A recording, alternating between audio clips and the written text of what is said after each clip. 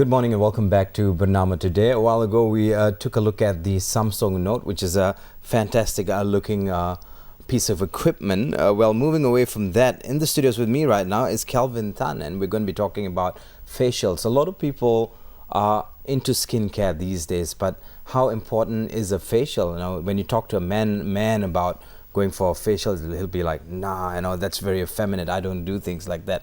But, living in a setting like ours in a tropical country, facials are very important. And to talk about this, we have Kelvin Tan in the studios. Kelvin, a very good morning to you. Good morning. And thank you very much for taking time off to be with us. It's my pleasure. Well, to talk about facial, where do we get started? Do we talk about the benefits of a facial? What are the benefits for men and women alike?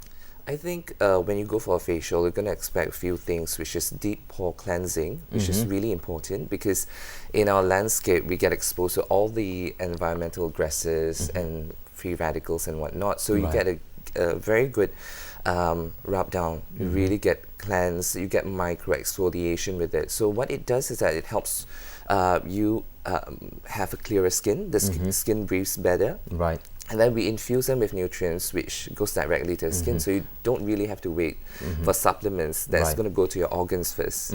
So you're going to apply it directly. Right, but they also say beauty starts from the inside. It's a term that's been toyed around in the beauty industry. People are prescribing supplements, healthy eating lifestyle to complement a good facial, so on and so forth. Do you also delve into that?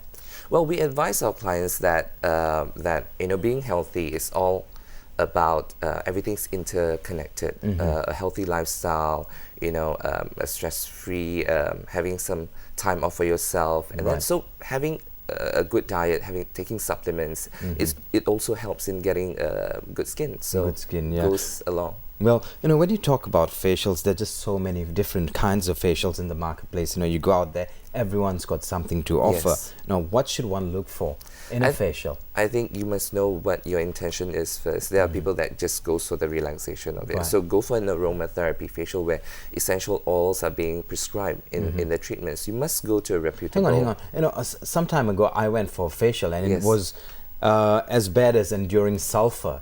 Seriously, they were prodding something into my face to take off apparently blackheads. Yes. And I don't know how that's noticeable on a face like mine, but things like this. Beautiful skin. Oh, thank you very much.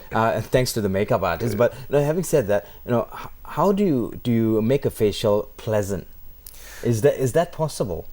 It is definitely possible. You have to, I think the main thing is to have a consultation first with your therapist and understand better what are the options available for you. And maybe communicating with the therapist is a great way to start because I'm a practicing esthetician. So I speak to my clients and understand them better and I let them know what comes with a facial.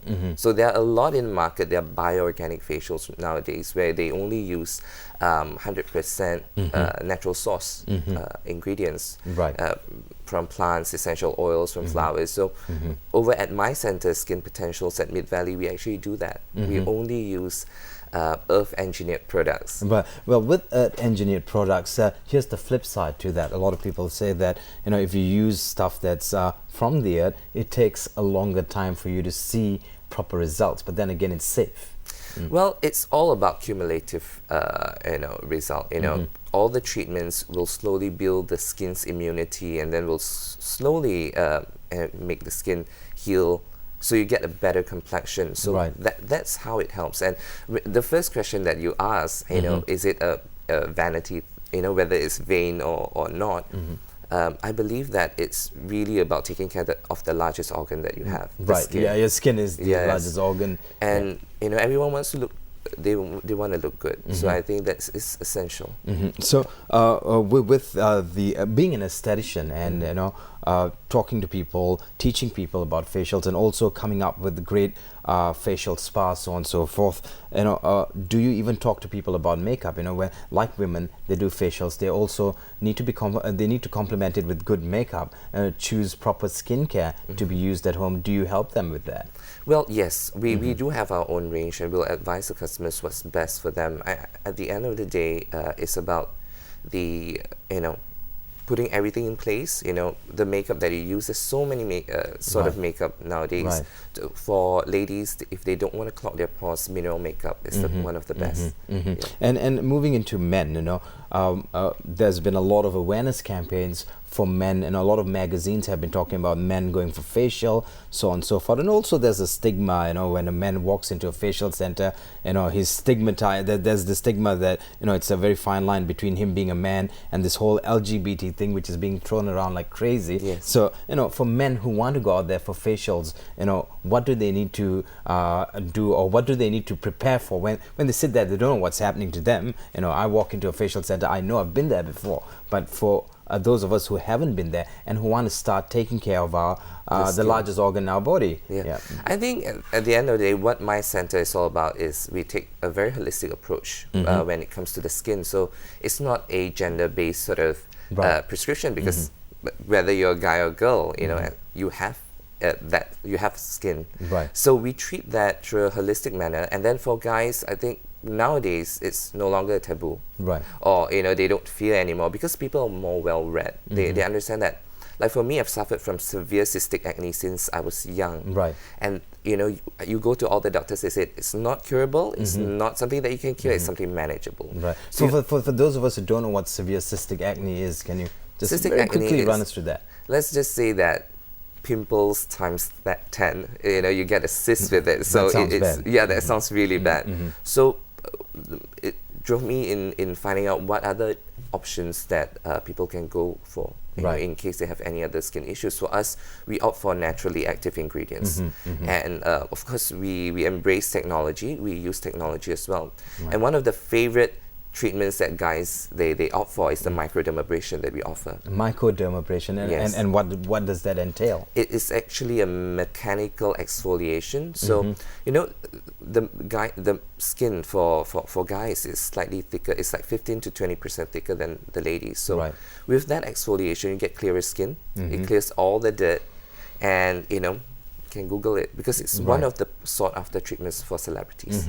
It's one of the most sought after treatments for celebrities. Well, when you go for a facial, of course, what you want to look for is affordability. And having said that, there's this other thing where most of us who are dark want to be fair, most of us who are fair want to be bronze, and the list continues. Yes. Having said that, another thing that's been talked about and used a lot within Malaysia is bleach, and a lot of people like to bleach their face. They do different types of bleaching, and what's the safest way to do it, especially people with pigmentation problems. They've got pigment patches on their face. Well, there are a lot of active ingredients out there that doesn't require bleaching. Like helichrysum will also help in ensuring that you get an even skin tone. But I've met a lot of clients that it's no longer wanting to be something different, and over at our center we actually advise them that you don't have to go a lighter shade. What you would want to do is look fresh, have an even skin tone, and that's where makes a lot of difference. Right. Going to a center for facial, okay, all of us have got our whole skincare regime or skincare, those one or two things that we use on a daily basis. But going to a center for facial, how often should one do it? I think it depends on whether the person has skin concerns. But as maintenance, you should go at least once a month.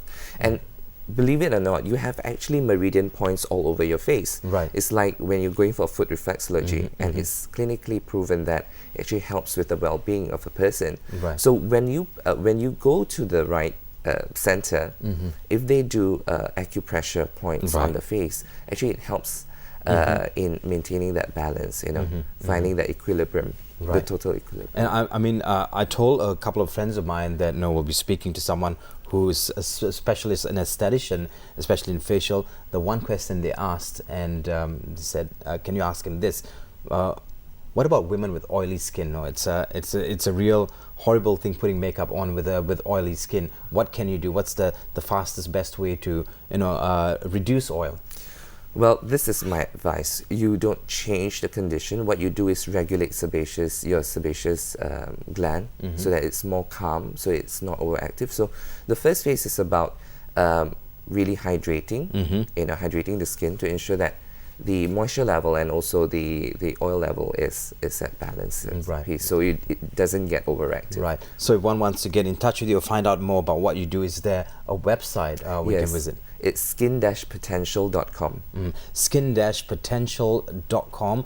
Go look up the website and you'll get all the information you need about Kelvin Tan and the work he does and what an aesthetician does as opposed to an aesthetic physician. And I'll always read about this before you go for a facial, before you go for professional facial care, because there are a lot of people out there who come up with stuff that's not good for you, so you need professionals. Yes. And here's one. Well, Kelvin, it was a pleasure speaking to you. Thank you very much. Take care very much. Take care very much. Sorry. Take care. You need a facial now. I need a facial very much. Yeah. So with that, stay with us. We'll be bringing you more right here on Bernama. We've got updates coming out throughout the day. We'll be back tomorrow with more for you on Bernama Today. Gerard Ratnam signing off.